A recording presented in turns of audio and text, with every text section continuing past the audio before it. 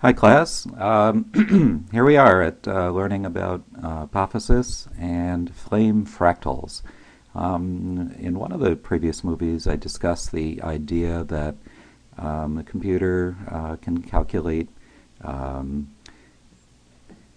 billions of calculations in algebraic equations and other formula very quickly. That's one thing computers are really, really good at. And how can we exploit that for creating artwork? And we are not really worried about the math behind it, as I said. All we're really interested in is what does it look like, and how can we edit and steer and tweak and play with it in order to bring it to a better place. So I've installed Apophysis. It's a small program. It installs quickly. It's free. It's for the PC too.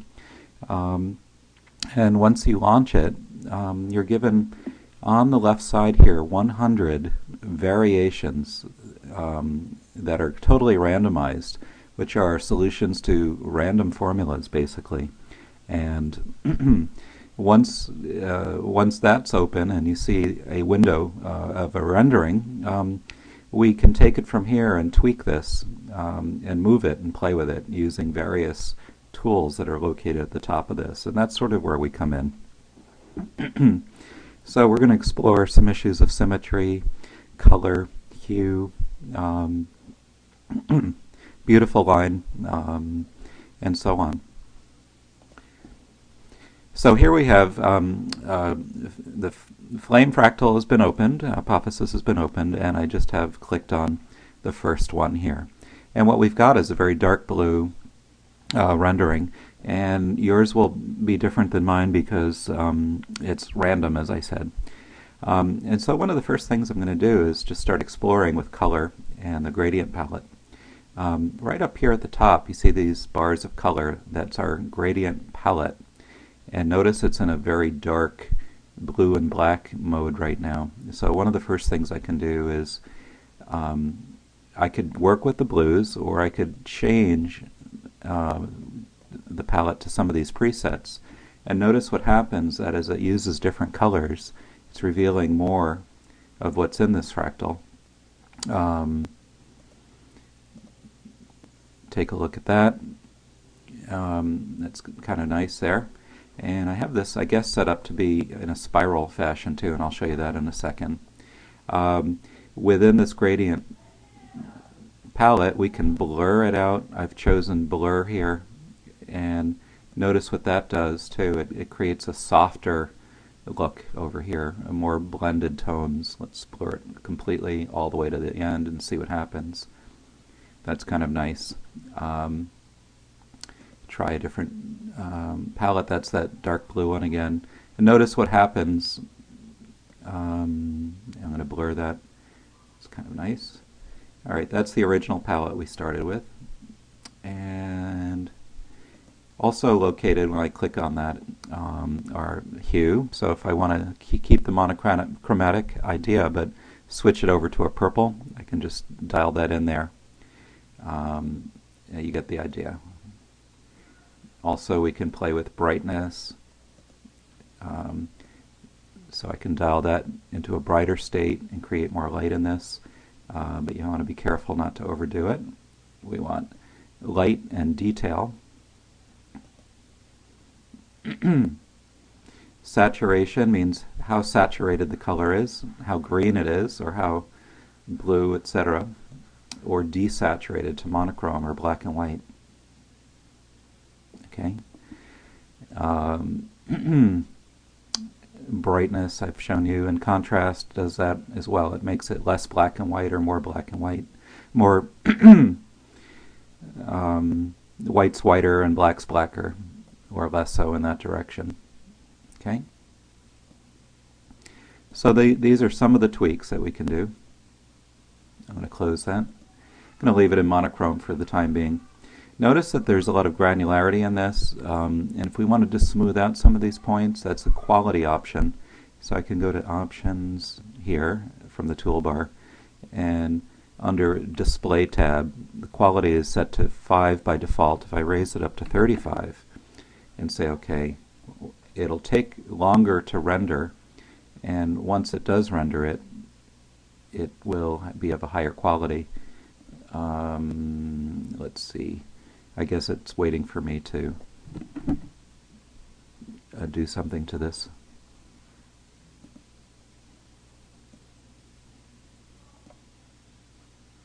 So there it is, rendering down. Instead of it going every few seconds, it's taking 15 seconds.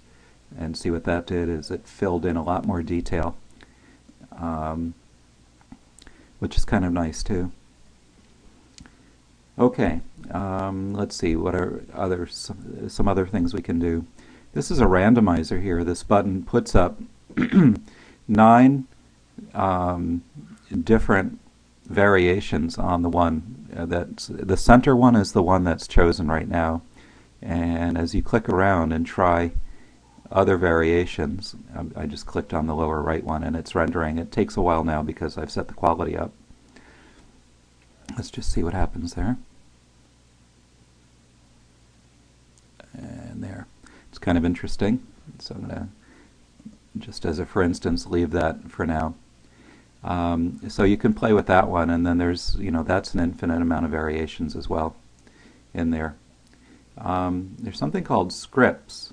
If I click scripts and open, it has various, just like in Photoshop, scripts written, and you can write your own, but we're not going to do that in this time around. And I could hit spiralize batch, for instance, open that, and is that going to re-render it now? Nope. I guess I have to change it in order for that to run. Let me try another one here.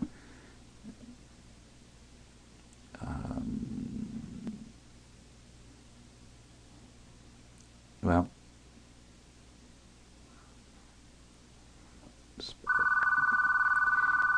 hold on a second. Okay, sorry about that. Phone call. Anyway, I was showing you about scripts and mutation, and we worked with value changes and all that. If I choose a script, let me just choose this mutation here, and I better reset the quality down to 5 again so we can get this to redraw more quickly. There's an apparition there. It's kind of interesting. Here we go. Alrighty. Oh, that's very nice. I love these repetition of pattern here. And if I wanted to tweak this and save this, as I see something, I want to be able to save it also. Let me just tweak the brightness a little bit. There's contrast. Bring that up just a little. However, at this rendering quality of 35, it takes 15 seconds per render here. Let me go into brightness and bring the brightness up a bit. Okay, and then I'm going to show you how to save this. See down here, 7 seconds, 6, 5, 4. If I made this bigger and filled up my screen more, it would take even longer to save it. So let's just say that I really want to save this just as it is. We don't save file, save as, or save parameters in this case. So what the parameters are is a formula for re-rendering this in the future within Apophysis, and that's different than saving an image of this.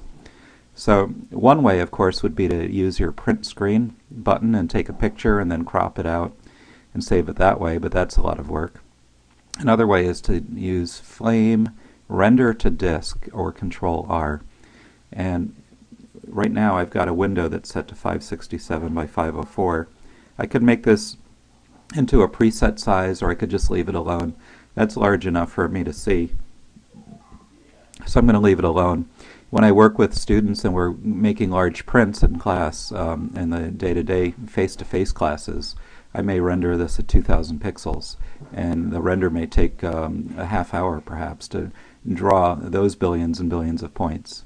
But I'm going to leave this alone, and when I say render, notice that it's giving us a path here, which I have it set to the desktop. So remember where it's putting it, and the name of the file by default is going to be Apophysis, and this long number, .jpeg, so it's saving it as a JPEG for you to post. You can rename it something else here if you want, but then when you hit render, notice that it takes a few seconds to render it as well, but that's pretty quick. Actually, it's in minutes. So because of the high quality, again, that was going to be 2+ minutes, so I'm going to stop that. Once it's in your folder, then you can post it to the blog and into your PhotoThing account as well. Okay. So once again, I'm going to run a script on this, and let's see.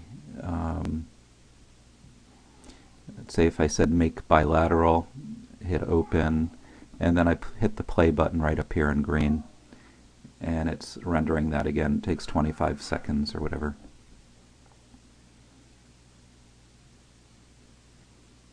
And there it is. And we talked about bilateral symmetry in the previous movie, so that's a lot to explore right there. Don't be afraid. There's lots and lots here to dig into.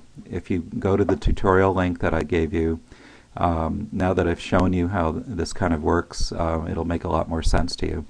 I'll stop the movie right here at 11 minutes plus, and good luck with this. It's a lot of fun, and see you in the blog.